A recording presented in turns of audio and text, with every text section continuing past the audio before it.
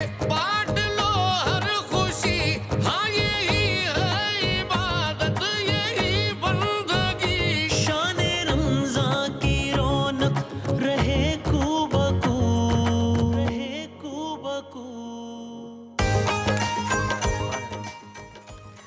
बिस्मिल्लाहिर्रहमानिर्रहीम। रब्बि इश्रह ली सदरी व यस्सिर ली अमरी वहलुल उक़दतम मिन लिसानी यफ़क़हू क़ौली। अब आज फिर जनाब क़िबला मुफ्ती सुहेल अहमदी जी साहब बता रहे थे, सूरह कहफ़ की फ़जीलत बयान कर रहे थे कि कितना ज़्यादा ताकीद है इसके पढ़ने की। और हम सूरह कहफ़ के ही मुख्तलिफ़ वाक़यात पे बात कर रहे हैं। पहले हमने असहाबे कहफ़ के वाक़े की बात की, फिर हज़रत मूसा और हज़रत ख़िज़र अलैहिस्सलाम के वाक़े की बात की। आज सूरह कहफ़ में ही दर्ज एक तीसरे वाक़े की बात करते हैं। और सरकार दो आलम सल्लल्लाहु अलैहि वसल्लम से जो सवालात हुए थे उनमें ये दूसरा सवाल था कि मुशरिकीन ने यहूदियों से मुशावरत के बाद सरकार दो आलम से सवाल किया था कि पहले आप बताइए कि असहाबे कहफ़ कौन है, क्या है। सरकार दो आलम ने तफसीली जवाब दिया।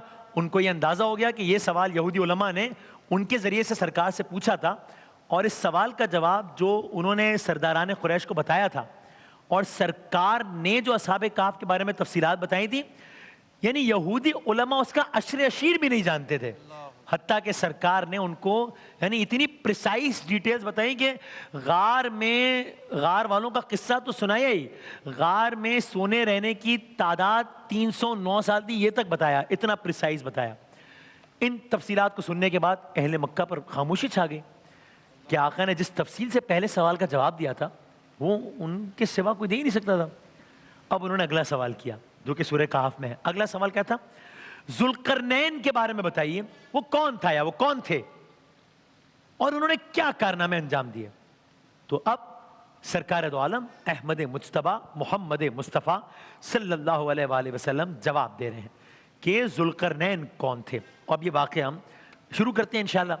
सूरह कहफ़ की एक आयत से शुरू करते हैं जिसका तर्जुमा और मफ़हूम यह है, और तुमसे, यानी कि मेरे आका ने भी तिलावत फरमाई ना, और तुमसे जुल्करनैन के बारे में दरियाफ्त करते हैं, कह दो कि मैं उनका हाल तुम्हें तिलावत करके सुनाता हूं। मैं उनका हाल तुम्हें तिलावत या तुम्हें तुम्हारे सामने बयान करता हूं।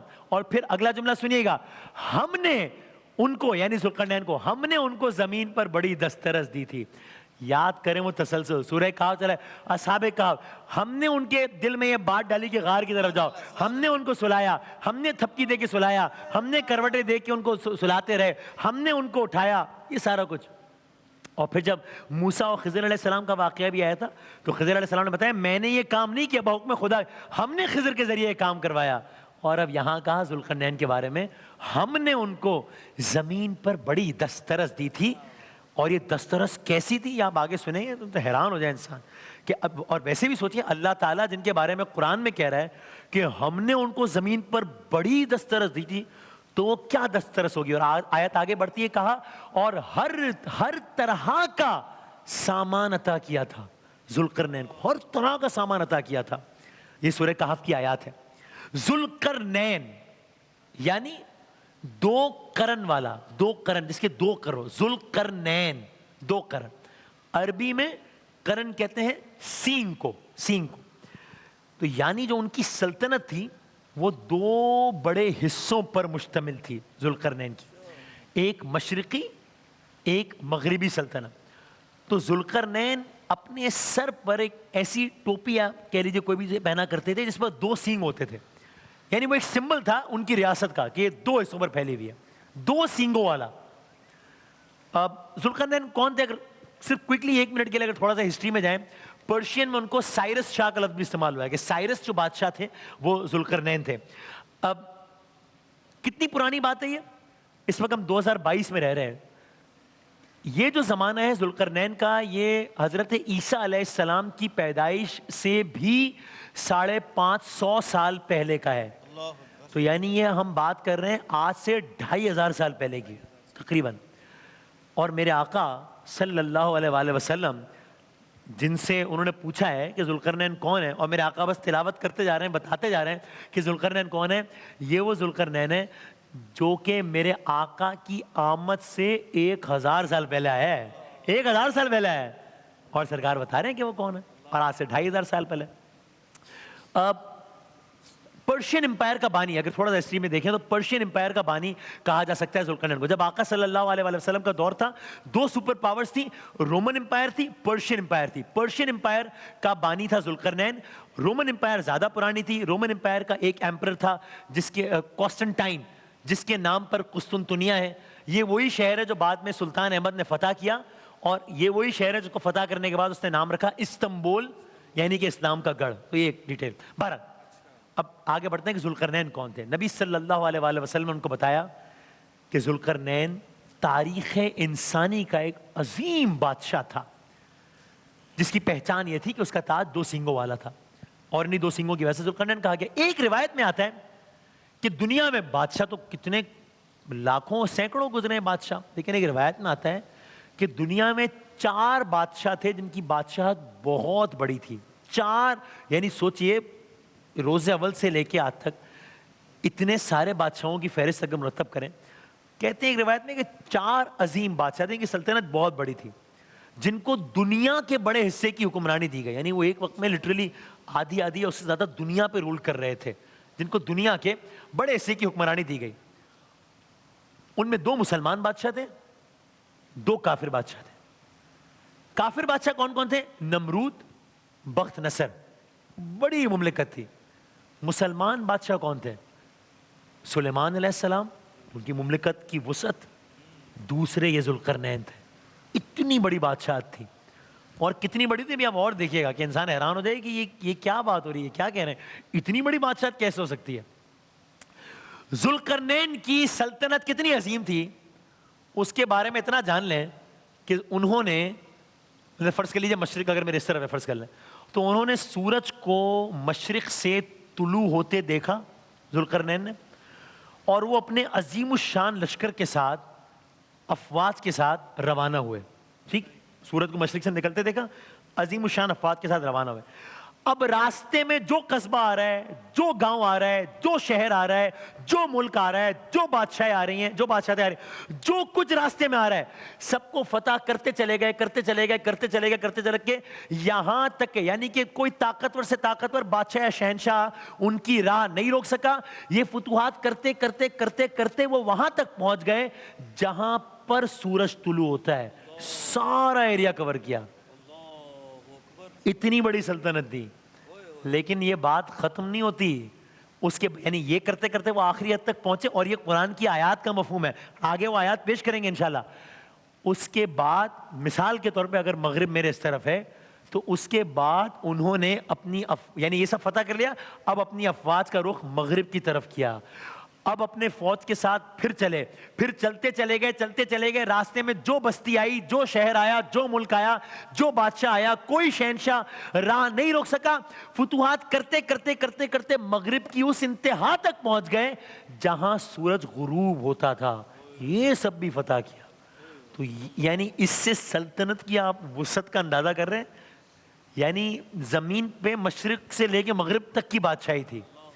मशरिक से लेके मगरिब तक जितने इंसान थे, जितने मुल्क थे, जितनी जमीनें थी, जितने जानवर थे, जितने जंगल थे, जितने दरिया थे, जितने पहाड़ थे, सब पर ज़ुल्करनैन की हुक्मरानी थी। यानी ये कह लें कि आसमान पे अल्लाह ताला थे, तो ज़मीन पर अल्लाह ताला के ही इज़्न से, ज़ाहिर है अल्लाह के इज़्न से पूरी ज़मीन पर तकरीबन उनकी दस्तरस थी। उसकी मशरिक और मगरिब की फुतुहात का सफ़र कुरान मजीद में मैंने अर्ज़ किया कि इन फुतुहात का सफ़र कुरान में मिलता है। और ये किन अल्फाज में आया, सुनिए आयात का तर्जुमा मफहूम। तो उसने ज़ुल्करनैन ने उसने सफ़र का एक सामान किया, यहाँ तक कि जब वो, जो मैंने भी बयान किया, यहाँ तक कि जब वो उस मकाम तक पहुँचा जहाँ सूरज गुरूब होता है, तो उसने ऐसा पाया कि गोया सूरज कीचड़ की एक नदी में डूब रहा है। जरा दूर से लगता है ना कि सूरज जब पानी में, समंदर में डूब रहा हो। और उसने वहाँ एक कौम देखी। तब हमने, फिर हमने आ गया, तब हमने, जब वहाँ ज़ुल्करनैन, हमने ज़ुल्करनैन से कहा, उस मखलूक यानी वहाँ पर जो लोग रहते थे उनके बारे में, हमने ज़ुल्करनैन से कहा तुम इनको खा तकलीफ दो, खा इनके बारे में भलाई इख्तियार करो। यानी अब हमने तुमको ताकत दे दी है, तो जो वहां रहने वाले हैं उनको तकलीफ दोगे या भलाई इख्तियार करोगे, दोनों का तुम्हें इख्तियार है। ज़ुल्करनैन ने कहा کیا جواب دیا؟ ان لوگوں میں سے جو ظلم کریں گے ان کو عذاب دیا جائے گا، اور جب یہی ظالم اپنے رب کی طرف پلٹائے جائیں گے تو وہاں بھی انہیں عذاب دیا جائے گا، اور ان میں جو لوگ ایمان لائیں گے اور عمل نیک کریں گے ان کے لیے بہت اچھا بدلہ ہے۔ ہم اپنے معاملے میں ان پر سختی نہیں کریں گے، نرم بات کہیں گے۔ یہ ان مملکتوں کے بارے میں بات ہو رہی ہے جن کو فتح کر رہے تھے۔ یہ بھی سورہ کہف کی آیت کا ترجمہ ہے۔ یہ ذوالقرنین۔ اس کے بعد قرآن مجید حضرت ذوالقرنین کے ایک دوسرے سفر کی تفصیل بیان کرتا ہے، جو کہ میں نے پہلے عرض کی، اب آیت کے ترجمے کی صورت میں سن لیجئے۔ حضرت ذوالقرنین کی مغربی مہم اور مشرقی مہم دونوں کو پڑھ کے اندازہ یہ ہوتا ہے کہ یہ جو دونوں مہم تھی، ابھی ہم بلکہ چلیں آیات کو آگے بڑھاتے ہوئے کیونکہ وقت ذرا کم ہے، دونوں جو مہم تھی یہ ایسا لگتا ہے کہ میدانی علاقوں میں تھیں، مغرب اور مشرق۔ اس کے بعد کیا ہوا؟ پھر وہ ہزاروں کا لشکر، اب یہ پھر قرآن کی آیت آگے بڑھتی ہے، مغرب کے بارے میں بتا دیا، مشرق کے بعد اب کہا پھر وہ ہزاروں کا لشکر ذوالقرنین کے حکم پر اس سمت روانہ ہوا جہاں پہاڑی سلسلے تھے۔ یعنی اتنا کچھ کیپچر کرنے کے بعد اب یہ سفر ایک اور طرف جا رہا ہے، اس سمت روانہ ہوا جہاں پہاڑی سلسلے تھے، یہاں تک کہ وہ ایک وادی میں پہنچے جو وادی دو پہاڑوں کے درمیان تھی۔ ایک تیسرا سفر ہے ذوالقرنین کا۔ یہاں ذوالقرنین نے ایک قوم کو پایا۔ اب یہ سفر جو تھا یہ باقی دو سفر سے مختلف ہے، اور یہاں جب اس وادی میں پہنچے ہیں ذوالقرنین تو یہاں ان کی وادی والوں سے ملاقات ہوتی ہے، اور یہ وادی والے حضرت ذوالقرنین سے کچھ بات کرتے ہیں، کچھ ڈائلاگ کرتے ہیں، جس کو قرآن نے بتایا کہ ان وادی والوں کے درمیان اور حضرت ذوالقرنین کے درمیان کیا بات ہوتی ہے۔ ایک عجیب بات کی وادی والوں نے، اور یہ جو وادی والوں نے جو بات کی ہے اس کے جواب میں حضرت ذوالقرنین نے ان کو جواب دیا ہے۔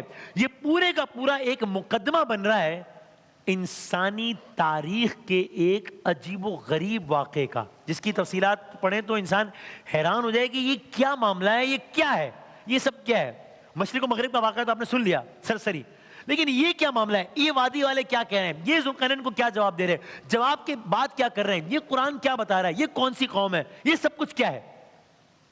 تو یہ سب کچھ کیا ہے کل عرض کریں گے انشاءاللہ۔